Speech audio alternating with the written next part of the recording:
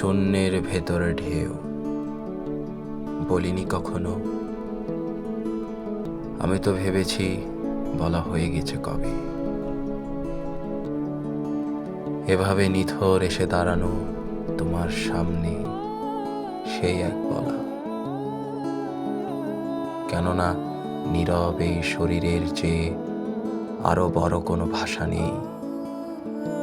কেননা শরীর তার দেহহীন উত্থানে জেগে যতদূর মুছে নিতে জানে দীর্ঘ চলাচর,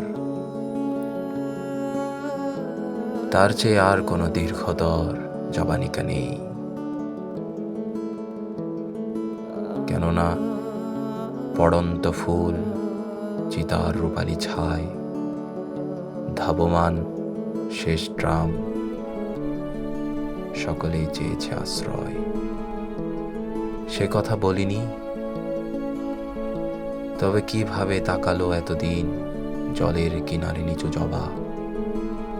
শূন্যতাই জানো শুধু, শূন্যের ভেতরে এত ঢেউ আছে, সে কথা জানো না।